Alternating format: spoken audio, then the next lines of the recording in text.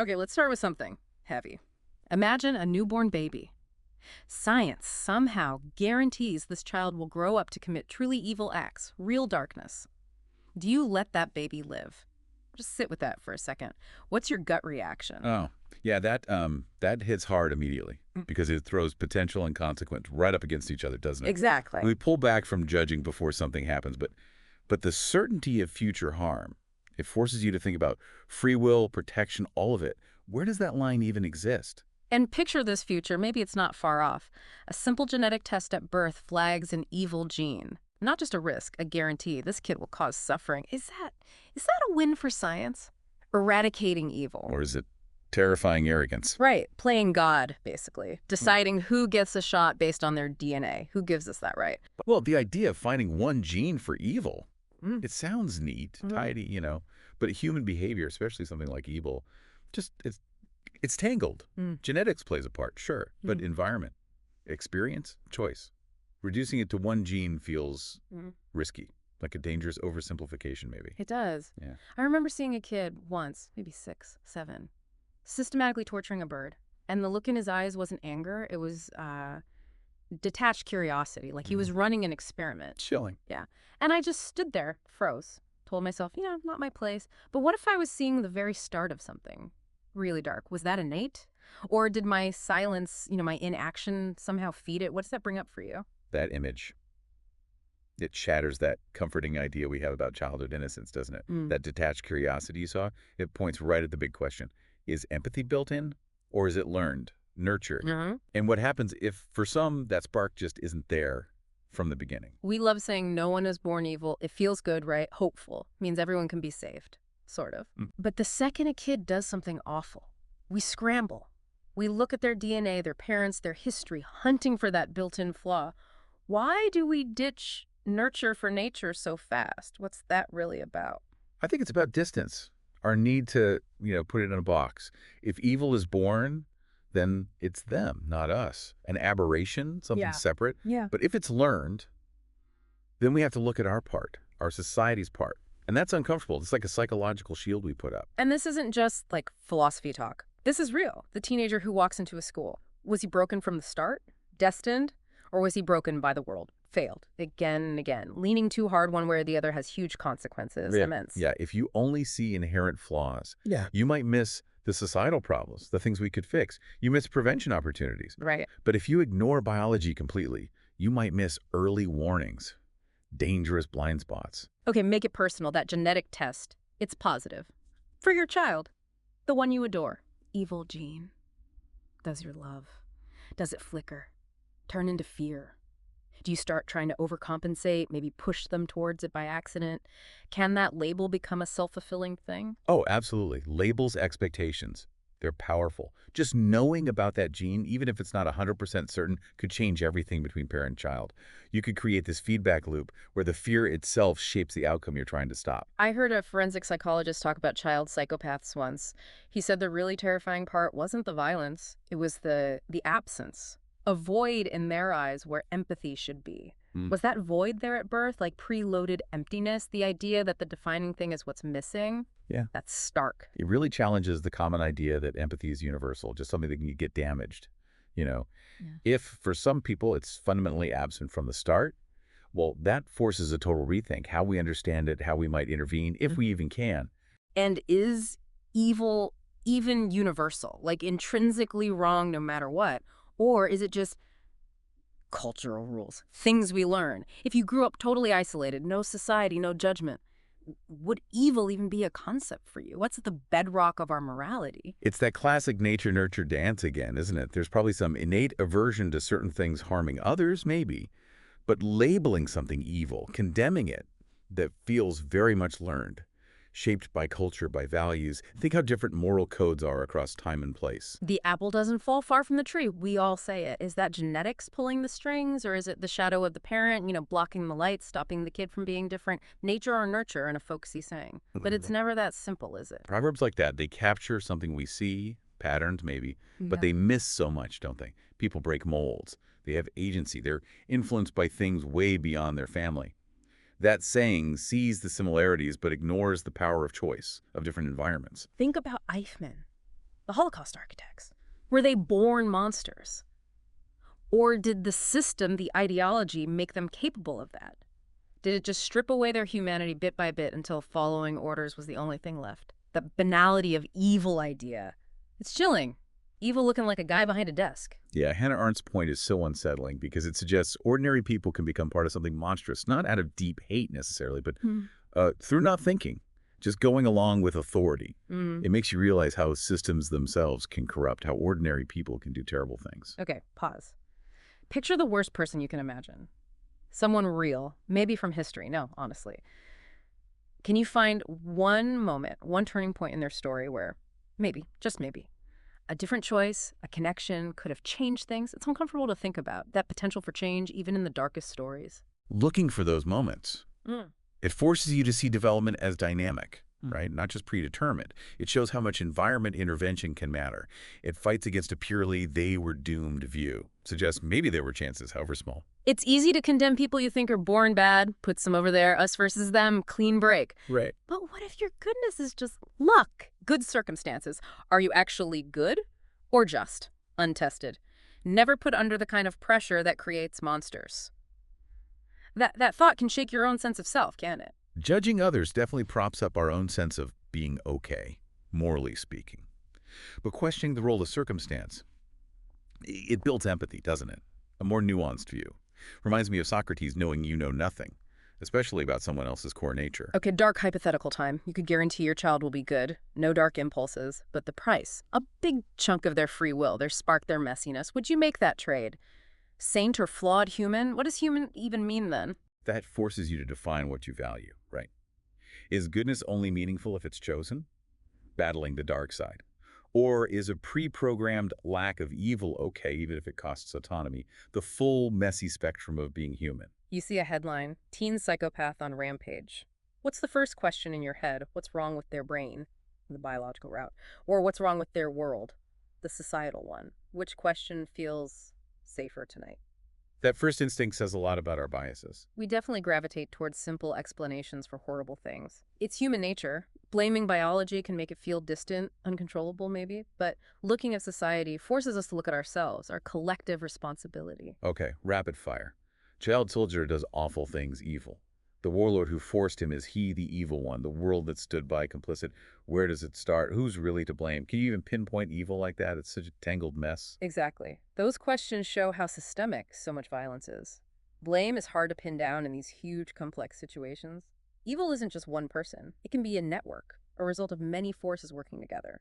I want to believe we start as blank slates. Born good, feels hopeful, but then you see a toddler just being casually cruel, like unlearned cruelty, inflicting pain almost experimentally, and you just wonder, where does that flicker come from? It's unsettling. That observation really challenges the simple blank slate idea, doesn't it? Even tiny kids show behaviors that suggest they get power dynamics, impact.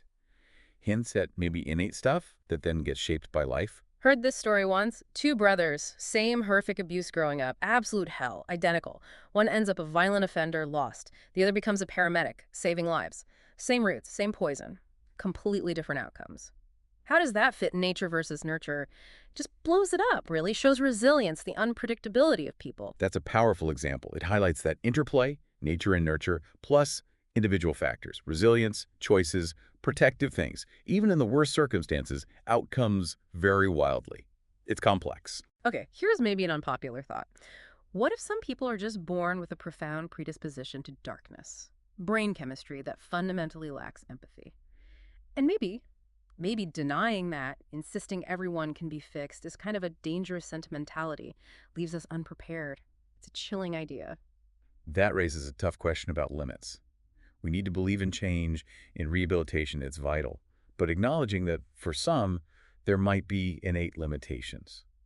Maybe that leads to more realistic, even effective approaches in specific cases, even if it dents our optimism. We love dissecting serial killers in documentaries, right? Trace the evil to this trauma, that abuse, some brain scan anomaly. It makes a neat story, a narrative. But is it also convenient? Does it let us ignore the societal failures, the times they could have been stopped, the cries for help missed? Are we just fascinated by the individual monster so we don't have to look at the collective failures? That focus on the individual can definitely be a defense mechanism for society. Yeah. It lets us distance ourselves from systemic issues, from our own failures that might have played a part. It imposes a kind of order on the chaos. Quick honesty check just for yourself. Have you ever felt a real flicker of darkness inside? A cold thought, an impulse you'd never act on, but it was there. If evil is only made, what are you ignoring in your own head? That self-look is crucial. What's striking there is how universal that experience is, right? Having dark thoughts doesn't make you evil. We all have them. It suggests the capacity for both is in all of us. The choices we make, what we act on, that's often the difference. Confronting the shadow, as Jung would say. Remember the Stanford prison experiment? Ordinary students, randomly assigned guard or prisoner, and boom, days later, sadistic guards, broken prisoners. Were they born that way? Or did the situation, the power, the uniform make them cruel? How fast it happened? That's terrifying. What's staggering about Stanford is exactly that. How quickly context can just overwhelm personality morals. It's a brutal reminder of situation's power, how ordinary people can do cruel things in dehumanizing systems given power. Okay, let's flip it. What if the evil we point at in others is just a reflection? A distorted mirror of potential we refuse to see in ourselves? What if calling them born bad is just us being made blind by needing to feel morally superior? Are you willing to look in that mirror? Oof. Okay. Yeah. Projecting our unwanted bits onto others is a classic defense mechanism, isn't it? Disowning our own shadow. If we admit the potential for good and evil is in us too, it fosters empathy. Dismissing others as born bad lets us off the hook from looking at ourselves. Believing people are made evil, it feels a bit better, doesn't it? Because if it's nurture, then society, the system, is to blame. Not some deep, unfixable flaw in the person. It's a hell we can maybe fix. But is that comfort just an illusion? A dangerous one? That really gets at the psychology of why we prefer certain explanations. Blaming external factors might ease individual guilt, sure, but it can also block personal accountability, right? Block the motivation to change ourselves. It's a societal coping strategy. Hannah Arendt again, watching Eichmann. The banality of evil, not a raging monster, just a bureaucrat, efficiently managing genocide. Was he born for that? Or did the system, the ideology, the moment make him that tool? It messes with our definition of evil. Arndt's point about banality is that huge evil can happen not just from malice, but from thoughtlessness, from rigid rule following. Eichmann being so ordinary is what's truly disturbing. What if evil isn't a thing you have or a thing done to you, but an absence, a lack of empathy, connection, love, shared humanity? Can you be born empty, or does the world carve that emptiness into you? That changes the whole frame. Reframing it as an absence, a deficiency. It suggests maybe evil isn't a force to fight, but a void to fill. It puts huge importance on fostering empathy, connection, right from the start, as prevention. And if evil is made, then every abuser was once abused. Every bully was bullied. Doesn't excuse anything, absolutely not. But it shows a horrific cycle, right? Inherited trauma passed down. Where does that cycle even start? Who's ultimately responsible if it's just one link after another? Seeing that cycle, it screams for intervention, for support systems to break it. Understanding the roots doesn't excuse the behavior, but it can show us how to prevent it better, how to maybe help people heal before they harm. So, born or made? After all this, does the answer really change who you are, fundamentally, or just the story you tell yourself to get through the night? That feels like the raw nerve here. Yeah, maybe the point isn't finding the answer. Maybe the question itself is the point, making us examine ourselves, our capacity for both good and evil, our role in the world. Whether it's coded in our DNA or stitched in by life's brutality, the chilling truth is evil looks just like us. It walks around, maybe sits next to you, unseen, until it doesn't. What's so deeply disturbing is knowing that potential for good and bad is universal. It's human. Acknowledging that blurs the us and them line. It means we always have to be vigilant in ourselves and in society. Remember that, baby. Destined for evil. Let it live. Has your gut feeling shifted at all in this conversation? Even a little. That one question.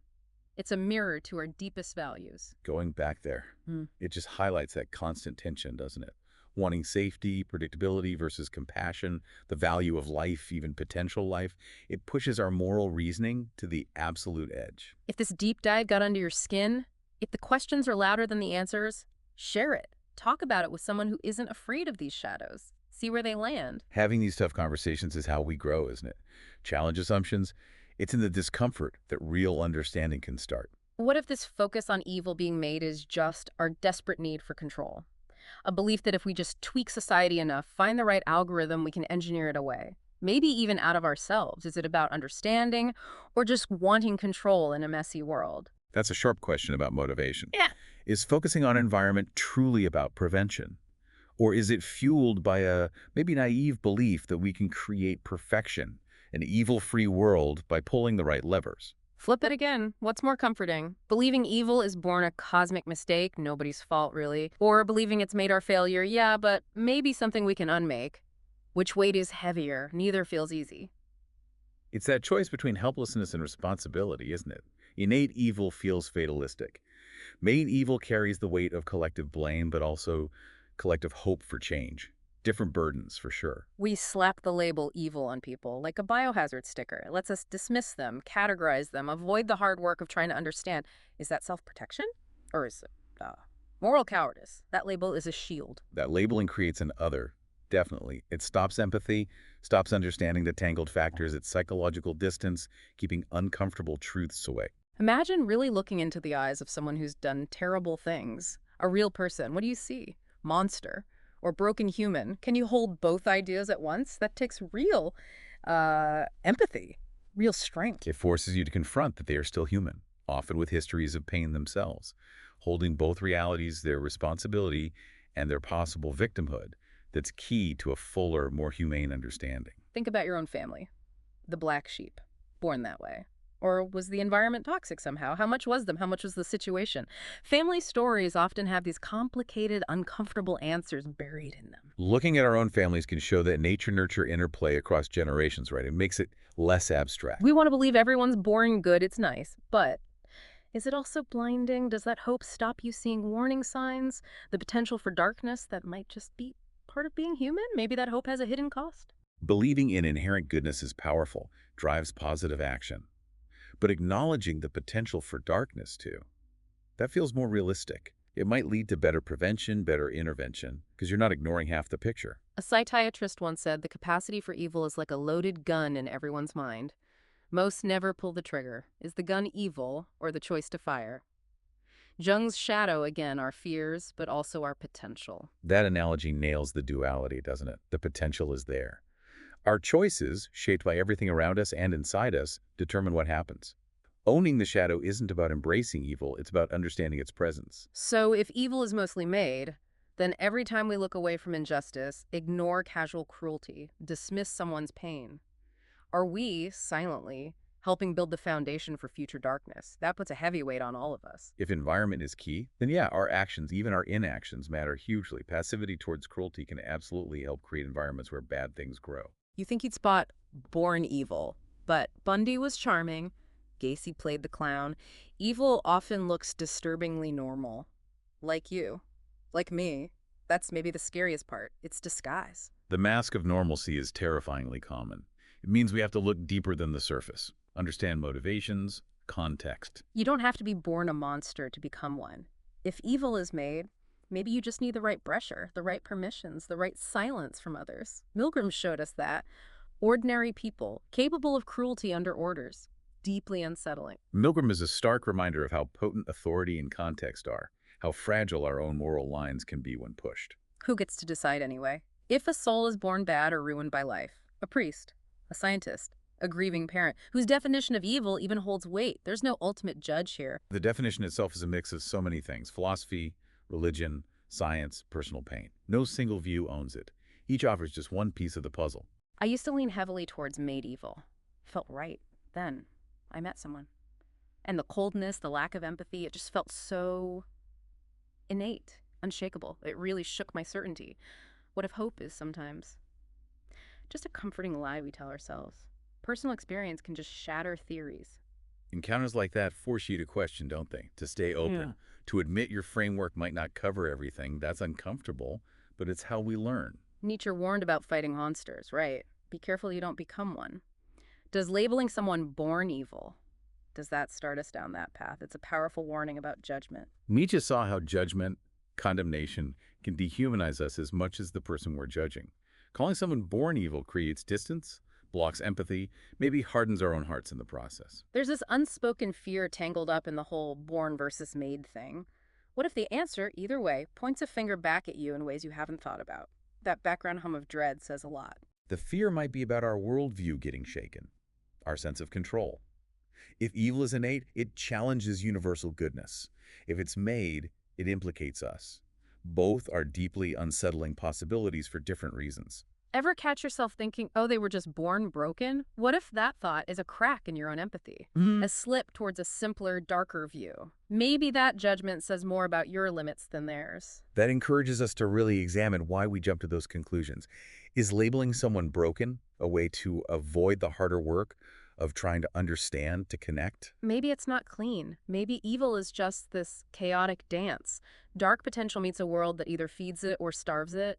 Maybe it's always both. The messiness is frustrating, but maybe it's closer to the truth. That feels more real, doesn't it? Acknowledging the complexity, the interplay of biology and environment, moving past a simple either. Are we even arguing born versus made to understand evil? Or is it just trying to excuse our fear, our helplessness when we see it? What's really driving this endless debate? The motivation is probably tangled. Curiosity, sure, but also coping.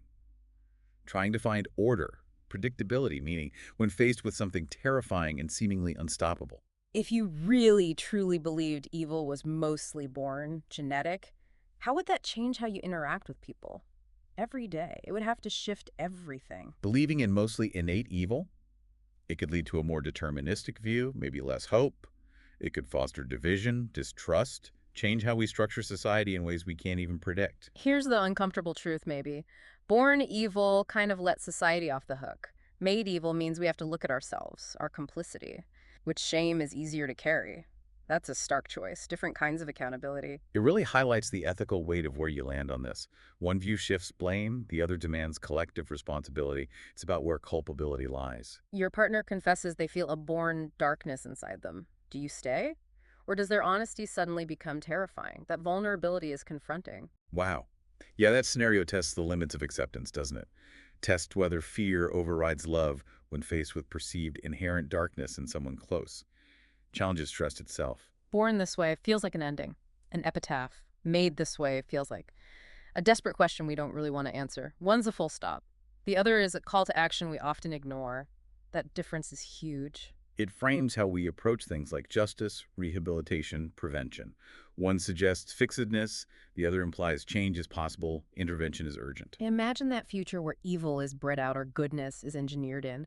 What do we lose in that sterile perfection? What essential human thing vanishes? That perfect world sounds kind of dystopian, doesn't it? It raises huge ethical questions about the value of imperfection, struggle, choice, about whether we'd create something less human in the pursuit of better. Maybe the most human thing is the capacity for both. Not born or made evil, but just the constant, terrifying, beautiful war inside. Which side do you choose to feed? Day in, day out. That choice feels like the crux. Yeah, ultimately, that puts the focus back on agency, on our ongoing responsibility to nurture the good, fight the bad within ourselves and the world. The battle is internal. Look, there's no tidy answer here, and the part of me that wants one, that craves simplicity when faced with this darkness, that's the part that scares me. Simple answers for complex horrors are dangerous illusions. Accepting the complexity, the ambiguity. That's intellectual honesty, isn't it? It's the path to a more nuanced, maybe more compassionate understanding. Deeper insights often live in that gray area.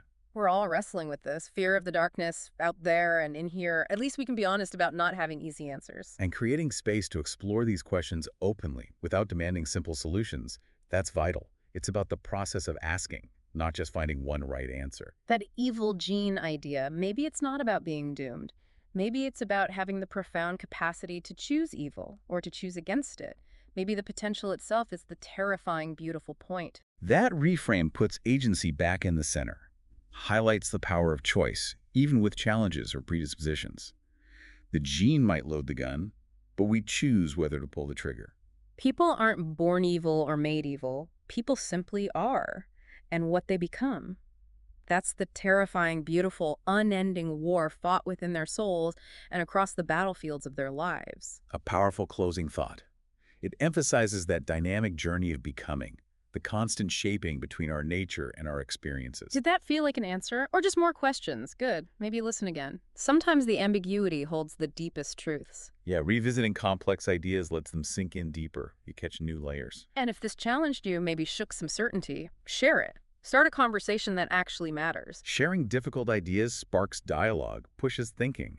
That's how understanding grows. This was the deep dive. We don't give you a map, just maybe a mirror. Why do you believe what you do?